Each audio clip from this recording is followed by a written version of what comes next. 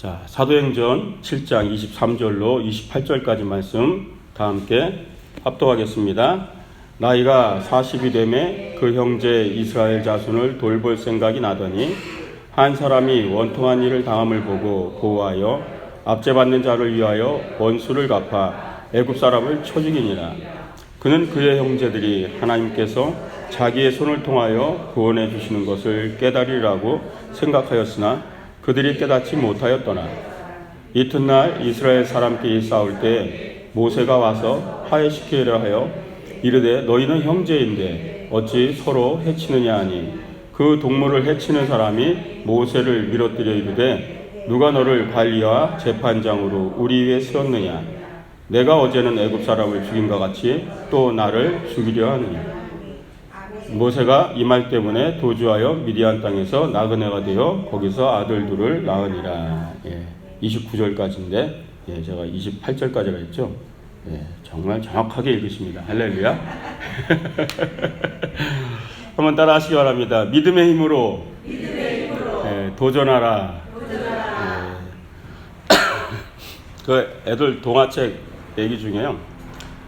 땅강아지와 두루미 이야기가 있어요. 이 땅강아지가 힘이 아주 굉장히 세다고 생각한 거예요. 왜냐하면 개미들한테는 크니까요. 그래서 개미들이 일하는 곳에 가서 막 달리는 거예요. 그래서 개미들이 막 다 부딪히면 튕겨져 나가니까 막 신이 나가지고 자기 힘을 자랑하면서 막 돌아다니는 거예요. 수많은 개미들이 막 땅강아지를 보면 막 다 피하고 그러다가 이게 이제 자신감이 너무 붙으니까 두루미를 보고 네가 물고기를 그렇게 잘 잡냐? 나랑 큰 물고기 잡게 내기를 하자 그래요. 두루미가 어이가 없어갖고 그래 잡아봐라 그랬더니 물고기를 잡으려고 땅강아지가요. 큰 물고기 잡겠다고 물가에 있다가 큰 붕어가 땅강아지를 삼켜버립니다. 한 번에. 그걸 보고 두루미가 그 물고기를 잡아요. 그래서 배를 가른 다음에 땅강아지를 꺼내줘요. 땅강아지가 나와서 뭐라는 줄 알아요? 네가 잡은 물고기는 어딨냐? 그러는 거예요. 두루미한테 네가 잡은 물고기는 어딨냐 그러는 거예요. 지가 잡았다 그러는 거예요. 그게. 잡아다가 배를 째서 구해줬는데 하는 얘기가 그러는 거예요. 네가 잡은 물고기 어딨냐. 이 무슨 동화 같은 얘기인데 이게 뭐냐면요. 사람들 중에 이런 사람들이 있어요. 그러니까 다 자기가 한 줄 알아요. 그러니까 어이가 없는 거죠. 하나님이 보실 때 우리가 이런 행동을 한다는 얘기예요. 하나님이 다 잡아서 배째게 해가지고 다 해서 구원해 왔는데 우리가 물고기 잡았다고 그런다고 다니는 얘기니까요. 그게 우리 모습이에요. 사람들은 뭐든지 다 자기가 한 일이라고 얘기할 때가 있어요. 그때가 굉장히 무지할 때인 거예요. 영적인 무지. 하나님을 알지 못할 때가. 그 신천지 이만희 교주가 한참 그 초창기 때 그 14만 4천 얘기할 때요. TV에서 한번 취재를 한 적이 있어요. 그때 뭐라고 얘기했냐면요. 2002년 월드컵에 4강에 오른 게 자기가 기도해서 올라왔다고 그래요. 자기가 기도해서 월드컵 4강으로 올라간 거예요. 대통령도 자기가 기도해서 당선이 된 거라고 얘기하고요. 그 다음에 갑자기 벽을 짚고 다니더라고요. 뭐 하냐 그랬더니 지금 자기가 지구를 돌리고 있다고. TV에 나온 거예요. 있어요. 잘 찾아오세요. TV에 방송이 됐어요. 그대로. 사람들은 보고 미친 사람 아니냐 그러죠. 온 우주가 뭐죠? 자기 중심으로 다 움직인다 생각하는 거예요. 자기가 다 했다고 생각하는 거 다예요. 이제 이게 우리 안에 큰 문제 중에 하나라는 거예요. 계시록 말씀 보면 이런 말씀이 있어요. 3장 17절에 내가 말하기를 나는 부자라 부유하여 부족한 것이 없다 하나 내 공고한 것과 가련한 것과 가난한 것과 눈먼 것과 벌거벗은 것은 알지 못하는도다. 라오디아 교회에게 책망하신 말씀이에요. 자신을 보지 못하니까 라오디아 교회는 아주 부유했던 교회거든요. 근데 주님이 볼 때는 벌거벗고 눈멀고 가난하고 그런 거라는 거예요. 자기를 못 보는 거죠. 거기서. 그 결국은 이 영적 무지는 나만 보고 사는 게 영적 무지라는 거예요.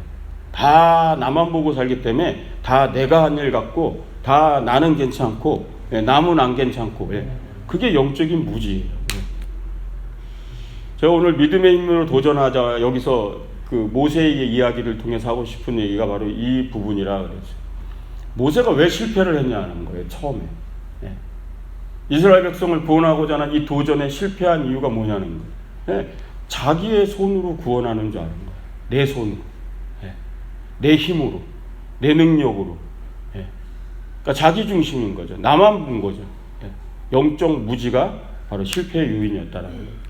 한번 따라 하시기 바랍니다. 도전은 나의 손이 아닌 하나님의 손으로 하는 것이다. 예. 누가복음 3장 4절 6절에 이런 말씀이 있어요. 선지자 이사야의 책에 쓴 바 광야에 외치는 자의 소리가 있어 가로되 너희는 주의 길을 예비하라.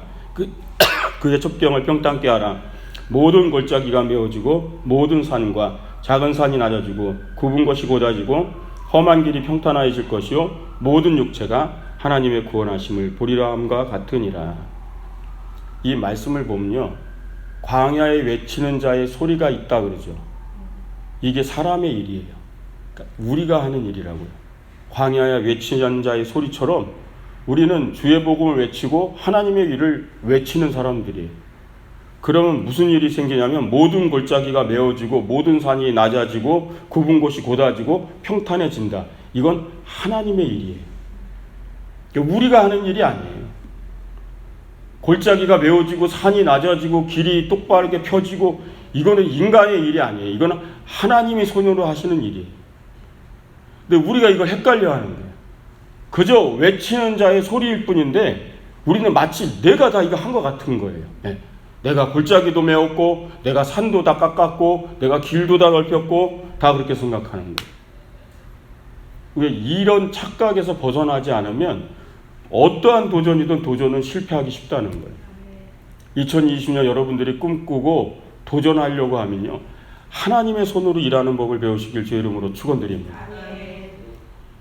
그럼 모세가 이스라엘 백성들을 출애굽하고 나올 때 뭐를 했어요? 그가 한 것은 외치는 자의 소리와 같은 거예요. 하나님이 너희 백성을 구원하러 오셨다. 외치는 자의 소리예요. 홍해를 누가 갈랐어요? 하나님이 갈랐어요. 만나를 누가 내려주셨어요? 하나님이 내려주셨어요. 반석에서 누가 물을 냈어요? 하나님이 물을 내셨어요. 모세는 외치는 자의 소리예요, 그냥. 그런데 우리가 영적 무지에 빠지면 마치 내가 홍해도 갈라서 인도했고 만나를 먹이면서 백성들을 끌어왔고 착각을 하기가 되게 쉽다는 거죠. 영적 무지는 자꾸 나의 손으로 뭘 하려는 거예요. 이 손, 내 경험, 내 능력 가지고 뭔가 자꾸 이루려고 하는 거예요. 그러면 실패하기가 아주 쉽다라는 거예요. 저도 사역을 하는 동안 이 시행착오를 굉장히 많이 겪었어요. 저도. 점점 경험은 쌓여가거든요. 예. 점점 실력은 쌓여가요. 시간이 지날수록 능력치는 올라가고 경험치는 올라가요. 그러니까 자꾸 그때부터는 뭐예요? 내 손으로 하려고 그러거든요. 내 능력으로 하려고 그러거든요. 지금 모세는 그거였던 거예요. 애굽의 왕자로서 능력이 있죠. 경험도 있고 학식도 있고 애굽의 그때 당시 발달된 애굽 문화의 최고의 학문을 다 배운 사람인데요. 그러니까 내 손으로 하겠다 이거죠. 그런데 그게 실패였다라는 거죠. 그게 주의 손이요, 하나님의 손이 바로 우리에게 임할 때 놀라운 은혜가 임하는 걸 믿으시기 바랍니다. 다윗이 솔로몬에게 왕위를 인계할 때 얘기를 해요. 모든 권세와 능력은 하나님께 있다 이러고 가르쳐요. 솔로몬에게.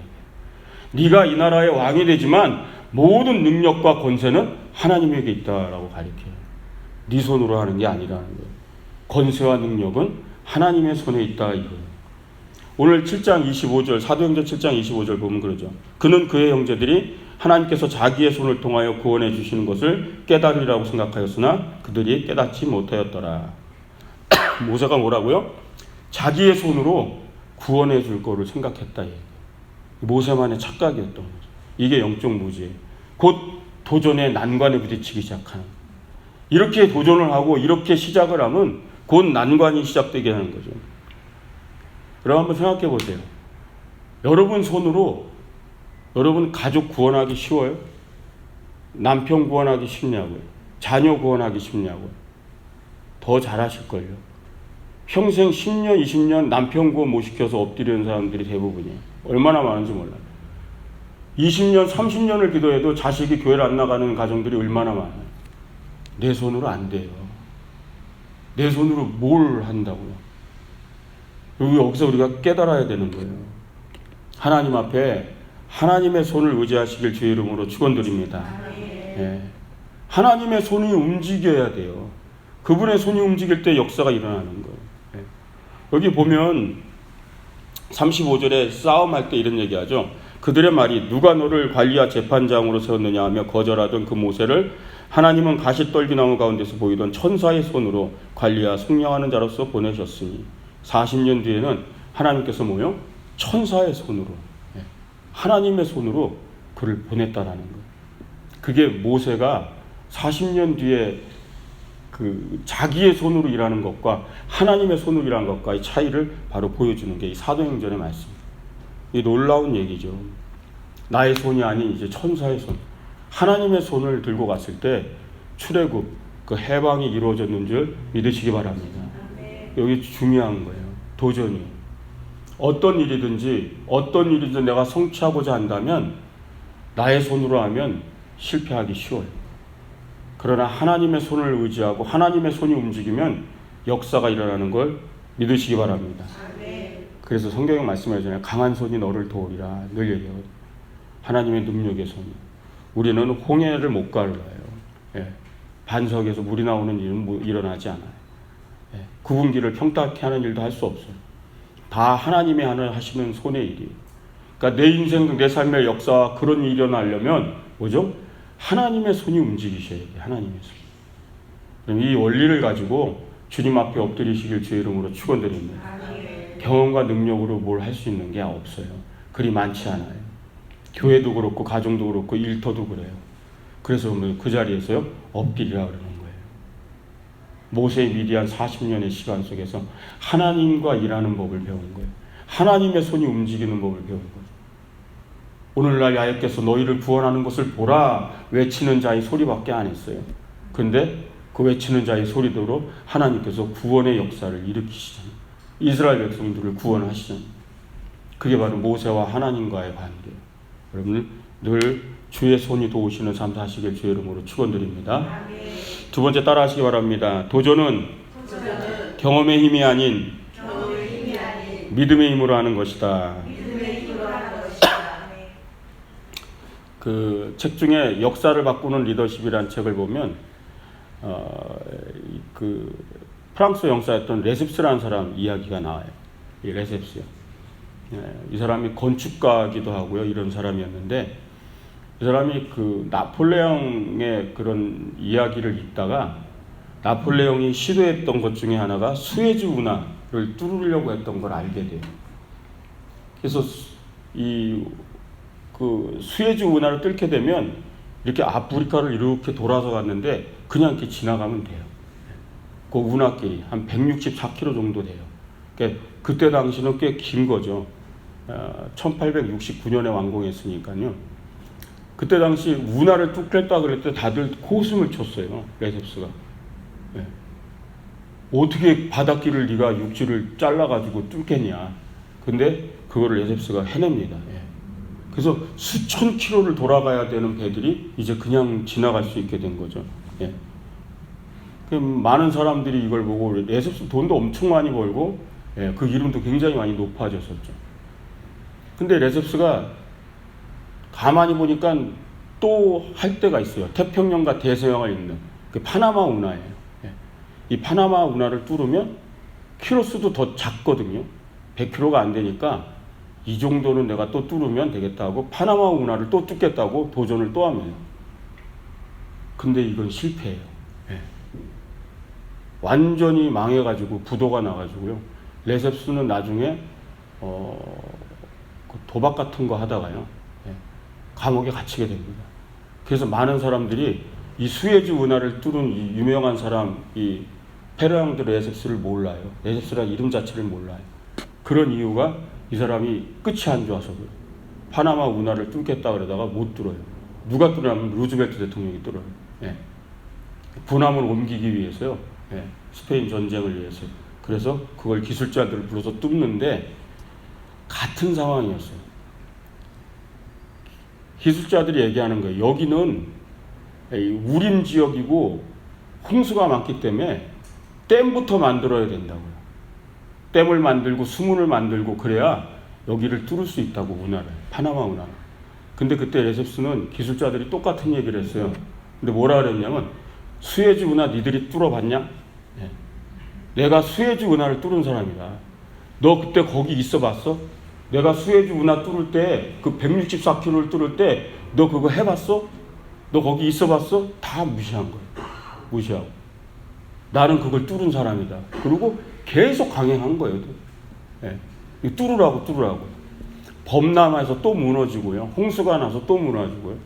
말라리아 막 우림지대니까 막 그걸로 이래 막 인부들이 죽어가고, 그래서 부도가 나버리는 거예요. 루즈벨트 대통령은 달랐어요. 기술자들이 얘기하니까 그래, 그럼 댐부터 만들어라, 수문을 만들어라. 그래가지고 금방 만들어서 뚫어버렸어요, 그냥. 이 사건이 뭘 얘기해 주는데, 오히려 나의 경험치가 독이 되는 거예요. 경험으로 하는 것이 오히려 독이 되는 거죠. 문제는 뭐냐면요, 듣지 않는 거예요.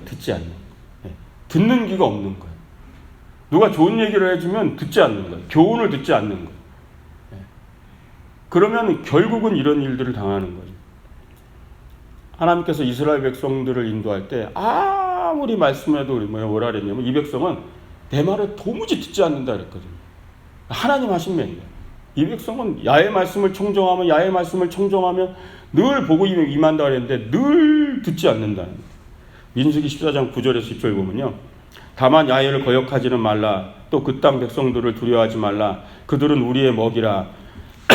그들의 보호자는 그들에게서 떠났고 야훼는 우리와 함께 하시느니라. 그들을 두려워하지 말라 하나 온 회중이 그들을 돌로 치려 하는데 그때의 야훼의 영광이 해막에서 이스라엘 모든 자손에게 나타나시느니라. 이 뭐냐면, 이스라엘 정탐꾼들이 정탐하고 왔을 때, 이게 지금 갈렙과 여호수아가 한 얘기예요. 그들은 우리의 밥이라. 그들은 하나님이 함께하지 않는다. 우리와 함께 하신다. 그랬더니 뭐요? 백성들이 하나도 듣지 않더라는 거예요.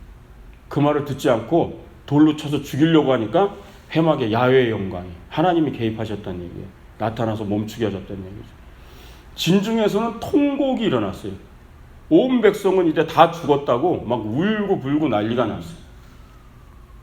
듣지를 않는 거예요. 하나님이 주신 땅이다, 우리가 들어가면 된다 하는데 듣지 않는 거예요. 뭐죠? 도전이 시작되지 않는 거예요. 도전이. 올바른 믿음의 도전을 하기엔 하나님 말씀 들어야 되는 줄 믿으시기 바랍니다. 믿음의 힘이 어디서 나오는데요? 주의 말씀 속에서 나오는 걸 믿으시기 바랍니다.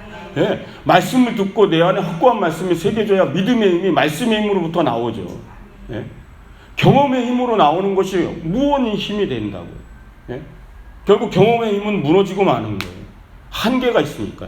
경험한 것 아닌 것에서는 이제 난관이 일어나는 거예요. 레셉스처럼요. 경험해보지 못한 일에는 거기서 난관이 시작되는 거예요. 그러나 하나님 말씀으로 세워진 믿음의 힘을 가진 자는 난관이 와도 믿음의 힘으로 극복하는 걸 믿으시기 바랍니다. 난관이 왔죠. 거인족이 살고 있고 튼튼한 가나안 땅에 이미 그 사람들이 있고, 그러나 믿음의 힘을 가진 자는 경험의 힘이 아니라 도전을 한다라는 거예요. 싸워 이기는 능력이 거기 안에 있는 걸 믿으시기 바랍니다. 계속 듣지 않아요. 40년 동안 듣지 않는 사람들은 광야에서 다 죽었다 그랬어요. 안 듣는 거예요. 계속 듣지 못하니까. 하나님 말씀을 듣지 못하니까. 믿음의 힘은 없고, 결국 광야에서 그 영적으로 무지한 자들은 다 죽은 거예요. 그럼 도전은 경험이 아니라 믿음의 힘으로 하는 건 줄 믿으시기 바랍니다. 그래서 늘 말씀을 들으셔야 돼요. 목사님 듣는데요. 그렇게 그냥 듣는 게 아니라요. 정말 말씀을 듣는다라는 건 듣고 말씀을 행하는 거예요. 그 말씀을 믿고 그 말씀을 내 내재화시켜서 믿음의 역사가 나타나게 하는 거죠. 많이 듣고 늘 은혜만 받으면 뭘 하겠어요. 믿음의 힘으로 한번 삶을 도전해 보시길 주의 이름으로 축원드립니다. 믿음의 힘은 여러분들이 한번 도전하지 않으면 안 돼요. 내가 여태껏 살아가는 생활과 라이프 패턴들이 있으시잖아요. 그죠? 그 라이프 패턴 하나 바꾸려도 힘들잖아요. 믿음의 힘 없이는 못 바꿉니다. 이것도 중요한 일인데 해야 되는데 여기도 가야 되고 이건 내가 빠지면 안 되고 내가 이거는 꼭 해야 되는 거고 그래서 안 되고 저래서 하고 안 되고 그러면 늘 하나님께 나오는 믿음의 생활의 패턴은 또 똑같은 거예요. 바뀌지 않아요. 하나님을 원망할 수도 있는 것도 아니에요. 내가 하나님 앞에 믿음으로 도전하지 않으면 바뀌지 않는 일들이에요. 믿음에 도전을 하시길 주의 이름으로 축원드립니다. 그게 믿음의 도전이에요. 믿음으로 해보는 거예요. 믿음으로 그 길을 가보는 거죠. 거기에 하나님의 역사를 만나는 걸 믿으시기 바랍니다. 다 계산해보고 계산기 다 두드려보고 그 길이 안전한지 안 안전한지 이득이 되는지 손실이 되는지 다 해보고 가는 길이에요. 그건 경험의 힘이에요. 그걸 누가 믿음의 힘이라고 그랬어요. 믿음의 도전이요. 그냥 한번 믿고 가시길 주의 이름으로 축원드립니다. 예. 염려가 많은 분들은 늘 얘기를 해요. 이렇게 하면 되냐, 저렇게 하면 되냐, 이렇게 하면 이런 일이 생기면 안 되냐, 이렇게 하면 저런 일이 생기면 안 되냐. 믿음은 어디다가 다 갖다 버리셨는지. 예. 믿음은 없어요. 믿음. 예. 이렇게 하면 저렇게 하면 예. 그러니까 가보질 못하는 거죠.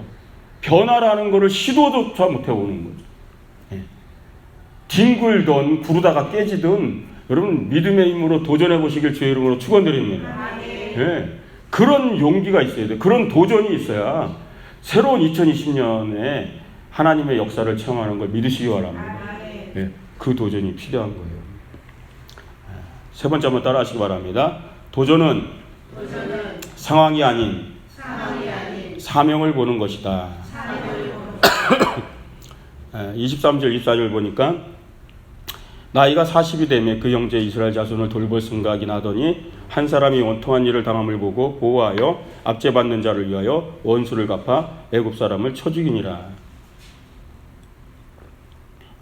이게 모세가 처음 시작하자마자 당한 일이에요. 애굽 사람과 히브리 사람이 싸웠어요. 모세가 보고 말리다가 어떻게 했는지 애굽 사람을 때렸는데 죽었어요. 근데 원통한 일은 히브리 사람이 당하고 있었어요. 어쨌든 간에. 이 일화가 주는 교훈이 아주 중요한 게 있어요. 결국은 그 사람을 도와줬거든요. 히브리 사람은. 근데 애굽 사람을 죽이는 결과가 됐어요. 많은 사람들이요. 문제를 볼 때 이런 부분들을 볼 때 이 상황을 항상 봐요. 상황을 보기 때문에 문제를 해결하지 못해요. 애굽 사람과 히브리 사람이 싸우고 있는 상황을 보고 있어요. 이게 끝이 아니에요. 다음에요. 26절, 28절 이튿날, 다음 날이에요. 이튿날 이스라엘 사람끼리 싸울 때 이번에는 이스라엘 사람끼리 싸우는 거예요. 모세가 와서 화해시키려 하여 이르되 너희는 형제인데 어찌 서로 해치느냐 하니 그 동물을 해치는 사람이 모세를 밀어뜨려 이르되 누가 너를 관리와 재판장으로 우리에 세웠느냐 내가 어제는 애굽 사람을 죽인 것 같이 또 나를 죽이려느냐 하니 이래서 도망을 가게 되죠. 지금도 또 상황이 똑같아요. 이번엔 뭐요? 이스라엘 사람끼리 싸워요. 모세가 또 가서 뭐요? 싸움을 또 말리려고 해요. 첫 번째도요. 싸움을 말리려고 가지고 하다가 한 사람 죽이고요. 두 번째도 와서 또 싸우는 걸 말리려고 하니까 이 사람들이 얘기하죠. 어제 사람 죽인 것처럼 또 나를 죽이려고 하느냐? 되게 중요한 걸 여기서 얘기해주고 있는 거예요. 모세가 실패한 이유는요. 늘 상황을 보는 거예요. 상황을 보고 상황에 개입을 하는 거예요. 뛰어드는 거예요. 화해를 시켜야 되겠다. 싸우니까 이 싸움을 말려야 되겠다 하고 상황에 뛰어드는 거죠. 한번 따라 하시기 바랍니다. 도전은 상황이 아닌 사명을 보는 것이다. 이 훈련들을 하셔야 돼요. 상황을 보는 것이 아니라 사명을 볼 수 있어야 돼요. 사명을. 늘 상황을 해결하려고 그래요. 상황을 해결하려고 그러면 늘 상황 속으로 들어가서요. 어떻게 되냐면 꼬여요. 이렇게. 같이 싸우다가 한 명을 죽이기도 하고 같이 섞이다가 욕을 먹기도 하고 지금 모세가 그러고 있는 거예요. 사명을 보지 못하는 거죠. 근데 나중에 40년이 참에 80세가 됐을 때, 7장 30절 31절이죠. 40년이 참에 천사가 시내산 광야 가시떨기 불꽃 가운데서 그에게 보이거늘 모세가 그 광경을 보고 놀랍게 여기 알아보려고 가까이 가니 주의 소리가 있어. 그렇게 얘기하죠. 그리고 34절에 이렇게 합니다. 내 백성이 애굽에서 괴로움 받음을 내가 확실히 보고 그 탄식하는 소리를 듣고 그를 구원하려고 내려왔느니 이제 내가 너를 애굽으로 보내리라 하시니라. 여러분, 이게 뭘 얘기하는지 아세요? 이 33절을 4절을 보면 뭐라고 얘기하냐면요, 하나님이 얘기하는 거예요. 내가 내 백성의 괴로움을 보았고 내 백성의 탄식함을 보았고, 탄식하는 소리를 들었고, 내 백성들을 구원하려고 내가 이제 왔다. 그래서 내가 너를 이제 보낸다. 이렇게 얘기해요. 이게 사명이에요. 이게 사명이라고요. 무슨 얘기냐면 하나님이 보고 하나님이 듣고 하나님이 하셔야 되는 줄 믿으시기 바랍니다. 상황을 보면 우리가 그래요. 내가 보고 내가 듣고 그리고 내가 상황을 해결하려고 그래요. 그러니까 도전은 늘 망가지는 거예요. 상황을 보지 아니하고 사명을 보는 사람은 하나님이 듣고 하나님이 보고 하나님이 움직이심을 기다리는 거예요. 그리고 그 하나님의 뜻, 그 뜻을 알아채는 게 사명인 줄 믿으시기 바랍니다. 하나님이 뭘 하려고 움직이시는지를 봐야 된다라는 거죠. 모세는 그거 몰랐던 거예요. 이스라엘 백성들이 늘 압제를 당하고 애굽에서 노예로 살고 상황만 보는 거예요. 이 내 백성들이 200년간 노예 생활하는 이 상황만 보는 거예요. 이걸 구원해 내려니까 내가 보고 내가 이 고통을 보고 탄식을 보고 내가 구원하려고 그러는 거죠. 상황을 해결하려고 하면 도저는 무너지게 돼 있어요. 40년 뒤에 모세는 알게 돼요. 하나님 모세에게 뭐라고 하냐면 내가 보고 내가 듣고 그리고 이제 내가 하려고 한다. 그러니 네가 가라. 여러분, 그게 사명인 줄 믿으시기 바랍니다. 많은 사람들이 이거를 잘 몰라서 도전을 실패하는 경우가 많아요. 꿈을 꾸고 믿음의 세계를 향해 나가고 또 하나님의 일을 하다가 흔들리는 이유 중에 하나가 바로 또 여기에 있는 거예요. 사명 보시길 주의 이름으로 축원드립니다. 순복음 호놀룰루 교회에 와서 여기도 상황이 있었죠. 그죠? 여러분들 더 잘 아시잖아요. 상황을 해결하려고 전 뛰어든 적이 없어요. 아실 거예요. 보셔서 아시잖아요. 제가 누구를 만나고 어쩌고 그러면서 화해를 시키고 뭐하고 아무것도 안 했잖아요. 여러분들은 의아했을 겁니다. 저분 와서 아무것도 안 하고 밥만 먹고 계신가? 상황을 보는 거 아니에요. 사명을 봐야 돼요. 사명을요. 하나님이 보고 하나님이 다 듣고 계셨고 하나님이 하려고 하는 게 뭔지를 알려고 하는 거죠. 그리고 그 하나님이 하려고 하시는 것을 하는 것이 사명인 줄 믿으시기 바랍니다. 그게 우리에게 필요한 거예요. 그 엎드림. 여러분들도 이제 삶을 살아가는 동안 여러분들의 가정, 일터, 생활에서 여러 가지 상황들이 일어날 거예요. 상황 속으로 뛰어들기보다는 하나님이 먼저 보고 하나님이 먼저 듣고 하나님이 그 상황 속에서 무엇을 하려고 하시는가 그 사명을 먼저 알아차시기를 주의 이름으로 축원드립니다. 모세가 그거를 알게 된 거예요. 모세는 착각했어요. 내가 이 백성의 탄식 소리를 내가 보고 내가 들었고 그래서 내 가슴이 미어지고 뛰어서 내 손으로 구원해 보겠다고 그랬던 거거든요. 하나님이 아니라는 거죠. 네 손으로 네가 봤다고 어쩐다. 네가 들었다고 뭘. 내가 보고 내가 듣고 내가 움직여야 된다는 거예요. 그럼 전능자가 보셔야 되는 줄 믿으시기 바랍니다. 그럼 기도를 어떻게 해야 될지 이제 아셔야 돼요. 문제가 생기면 제가 그랬잖아요. 여기 설교했는데 저는 하나님을 초청한다고요. 이 고난의 현장에 오시옵소서. 이 아픔의 현장에 하나님을 늘 초청한다고 제가 그러잖아요. 제가 기도하는 법이에요. 문제 가운데 이 문제의 현장에 하나님을 초청하는 거예요. 제가 설교했잖아요. 이거요. 왜? 하나님이 직접 와서 보시고 하나님이 직접 들으시고 그리고 하나님이 움직이셔야 돼요. 그래야 문제가 해결되는 줄 믿으시기 바랍니다. 그걸 엎드리는 거예요. 그리고 하나님의 움직이심을 알아챌 때 사명을 보게 되는 거예요. 모세는 알게 됐죠. 하나님이 이스라엘 백성들을 이제 구원하려 하시는구나. 사명이구나 이제. 사명을 보고 가니까 그 백성을 구원해내는 줄 믿으시기 바랍니다. 우리는 이제 이 말씀 속에서 중요한 진리를 마음에 새기고 여러분들의 삶에 새로운 도전을 시작하시길 주의 이름으로 축원드립니다. 2020년은 한번 영적인 도전을 해보시기 바랍니다. 영적인 도전 다른 거 얘기하는 게 아니에요. 하나님을 내가 이만큼 알았다면 좀 더 이만큼 아는 시간. 내가 성경을 정말 요만큼 안다면 내가 하나님 말씀을 조금 더 이만큼 알려고 하는, 내가 하나님이 어떤 분인지 좀 더 알려고 하는, 하나님이 누구이신지, 하나님이 내게 어떤 역사를 하시는지 좀 더 알려는 도전을 하시길 주의 이름으로 축원드립니다. 그것에 힘쓸 때 하나님의 놀라운 역사를 체험하게 될 줄 믿습니다. 오늘 이 모세의 도전을 통해서 믿음의 힘으로 도전하기 위해서 우리가 무엇을 해야 되는지 말씀을 나눴어요. 상황 아닙니다. 사명을 볼 수 있어야 돼요. 상황 속에서 반드시 주님의 그 사명을 발견하시길 주의 이름으로 축원드립니다. 경험의 힘은 한계가 있어요. 믿음의 힘은 한계가 없어요. 경험의 힘은 메뚜기와 같아요. 땅강아지와 같아요.